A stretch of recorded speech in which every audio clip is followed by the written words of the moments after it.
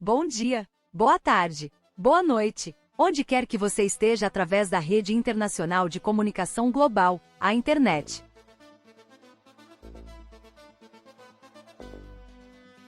INSS vai contratar 1.000 técnicos de seguro social. O Instituto Nacional do Seguro Social, INSS, foi autorizado a contratar 1.000 técnicos de seguro social aprovados no último concurso público da instituição. A medida foi publicada nesta segunda-feira, 12, no Diário Oficial da União. Nas redes sociais, o ministro da Previdência, Carlos Lupe, comemorou a liberação da nomeação. Estamos avançando e, com este novo reforço, vamos trabalhar para restabelecer a dignidade dos brasileiros que procuram a Previdência Social. O processo de contratação já havia sido assinado na última quarta-feira, 7, pelo Ministério da Gestão e Inovação em Serviços Públicos, para a nomeação dos servidores conforme as vagas disponíveis. O Instituto Nacional do Seguro Social, INSS, foi autorizado a contratar 1.000 técnicos de seguro social aprovados no último concurso público da instituição. A medida foi publicada nesta segunda-feira, 12, no Diário Oficial da União. Nas redes sociais, o ministro da Previdência, Carlos Lupe, comemorou a liberação da nomeação. Estamos avançando e, com este novo reforço, vamos trabalhar para restabelecer a dignidade dos brasileiros que procuram a Previdência Social. O processo de contratação já havia sido assinado na última quarta-feira, 7, pelo Ministério da Gestão e Inovação em Serviços Públicos, para a nomeação dos servidores conforme as vagas disponíveis. Eis as vagas por estados: Acre, 10, Alagoas, 13, Amapá, 11, Amazonas, 57, Bahia, 51. Ceará, 25, Distrito Federal, 8, Espírito Santo, 11, Goiás, 14, Maranhão, 24, Mato Grosso, 22, Mato Grosso do Sul, 14, Minas Gerais, 122, Pará, 58, Paraíba, 16, Paraná, 32, Pernambuco, 31, Piauí, 10, Rio de Janeiro, 192, Rio Grande do Norte, 16, Rio Grande do Sul, 48, Rondônia, 20, Roraima, 12, Santa Catarina, 30, Sergipe, 6, Tocantins, 13, São Paulo, 137. Os nomeados serão contratados com salário inicial de R$ 5.905,79 e jornada de trabalho de 40 horas.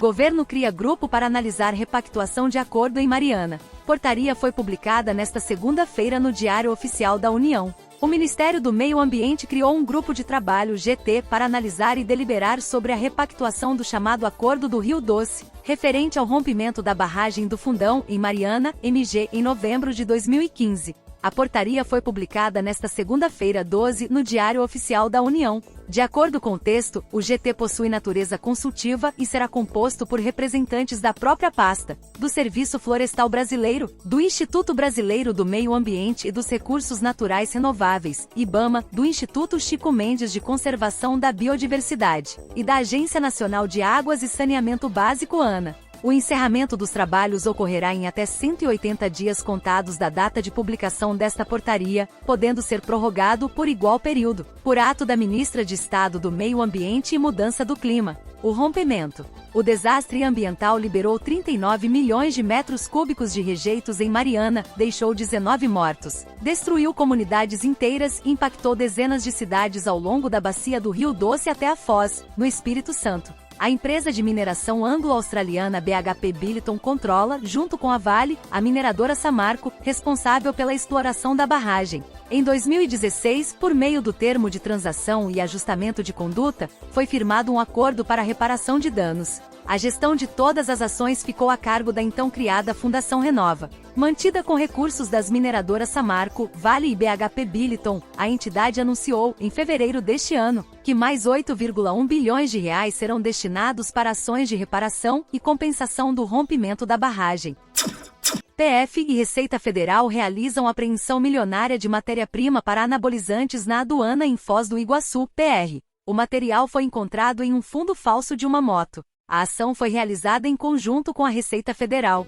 Foz do Iguaçu PR, a Polícia Federal e a Receita Federal realizaram, no início da noite desta sexta-feira 9/6, uma apreensão de hormônio masculino puro, com alto valor agregado na aduana da Ponte Internacional da Amizade em Foz do Iguaçu, PR. Os policiais fiscalizavam veículos nas pistas de entrada no país, quando determinaram a parada de uma moto vinda do Paraguai. Na vistoria, os policiais encontraram um fundo falso na moto, contendo diversos pacotes com a inscrição Pó de Pérola na embalagem, contendo um pó branco. Conduzido para a Delegacia da Polícia Federal em Foz do Iguaçu, PR, o material foi periciado pelo setor técnico, sendo constatado que se tratava de, aproximadamente 3.195 gramas de hormônio masculino puro. Tal material, avaliado em cerca de 1,5 milhão de reais, é matéria-prima utilizada para a fabricação de anabolizantes na forma injetável. O condutor da moto foi preso em flagrante e deverá responder pelo crime de contrabando, conforme o artigo 334 do Código Penal.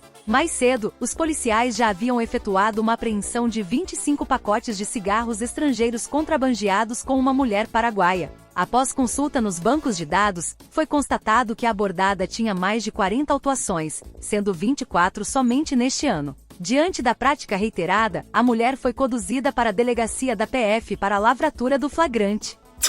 Operação do Naturatins apreende 7,2 mil kg de pescado no extremo norte do Tocantins. Carga estava em um caminhão, que foi monitorado pela equipe de fiscalização do Naturatins desde a saída em Palmas, e interceptado em Aguiarnópolis, destino seria Belém, Pará. Em mais uma operação malha fina, desencadeada pelo Instituto Natureza do Tocantins, Naturatins, a equipe de fiscalização apreendeu na sexta-feira, 9, em Aguiarnópolis, no extremo norte do estado, 7,2 mil kg de pescado mediante documentação fiscal com indícios de fraude. A origem do pescado, conforme verificado pela fiscalização do Naturatins, é o lago da usina hidrelétrica Luiz Eduardo, na região de Palmas, e a carga seguiria para Belém, Pará. A apreensão foi possível a partir de uma denúncia anônima que possibilitou o monitoramento de um local na região sul de Palmas e de onde o pescado saiu em um caminhão carregado de pescado foi interceptado por uma fiscalização em Aguianópolis, no extremo norte do estado.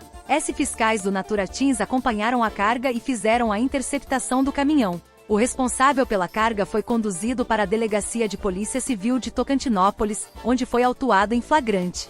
Foram ainda lavrados os procedimentos administrativos, sendo estabelecida no auto de infração uma multa no valor de R$ 145 mil.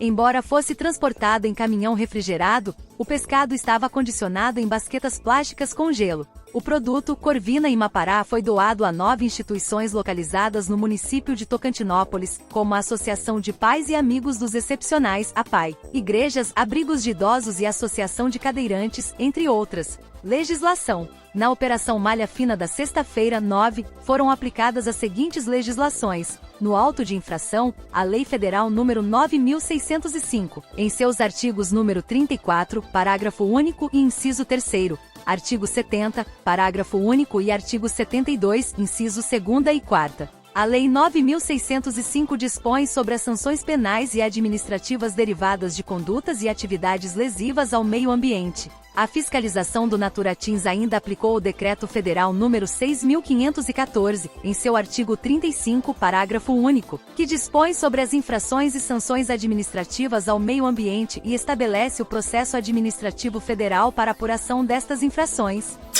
Antecipação do 13º beneficia 30 milhões de segurados do INSS. Segundo dados do governo federal, 30 milhões de beneficiários do INSS, Instituto Nacional do Seguro Social, vão receber o repasse do abono anual em 2 parcelas, nos meses de maio e junho. A medida recebeu a assinatura do presidente da República, Luiz Inácio Lula da Silva, PT, no dia 4 de maio.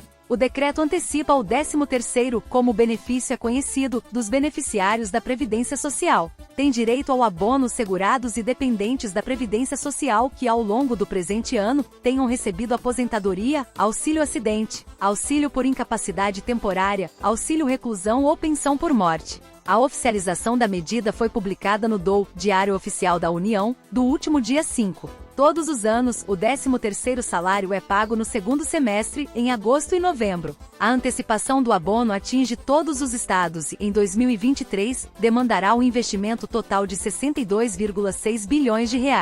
Ainda de acordo com dados da Previdência Social, 17,7 bilhões de reais em recursos. São Paulo é o estado que receberá o maior repasse para pagamento do benefício considerando os 2 meses de pagamento. Em seguida vem Minas Gerais, 6,9 bilhões de reais, Rio de Janeiro, 6 bilhões de reais, Rio Grande do Sul, 5 bilhões de reais, Paraná, 3,67 bilhões de reais e Bahia, 3,6 bilhões de reais. No dia 25 de junho, começaram a receber os beneficiários que recebem um salário mínimo. Para quem tiver acesso à quantia nesta data, a segunda parcela será depositada no dia 26 de junho. Para os segurados que recebem mais do que um salário mínimo, por sua vez, a primeira parcela foi depositada em 1º de junho. Para estes, a segunda parcela será depositada no dia 3 de julho.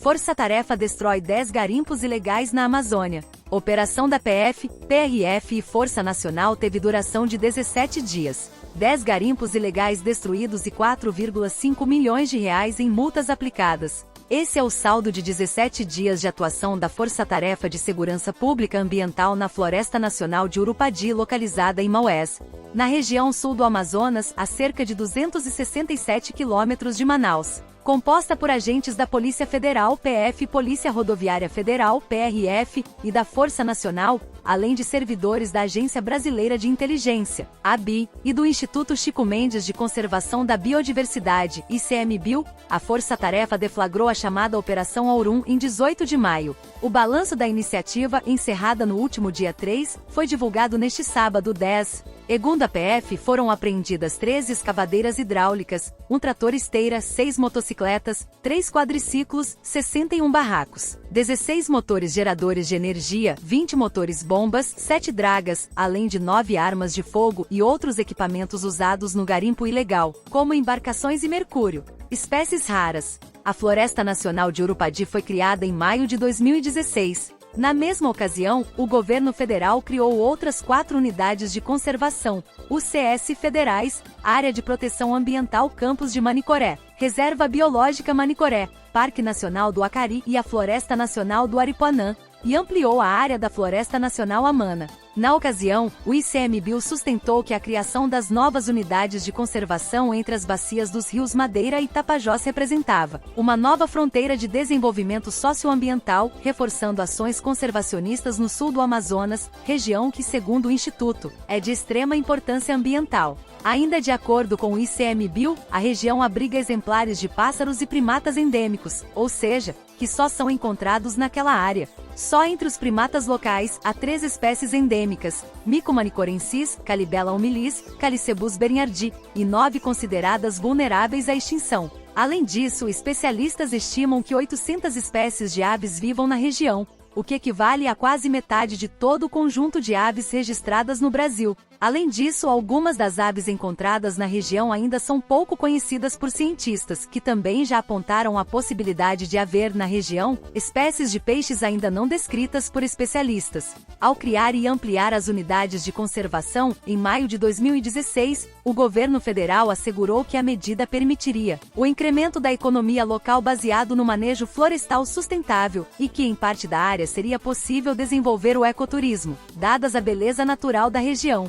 Quanto à Floresta Nacional de Urupadi, o Instituto Chico Mendes informou que a unidade proporcionaria maior segurança para a Estação Ecológica, EZEC, Alto Maués, contribuindo para a conservação de primatas que vivem na área. SBN News.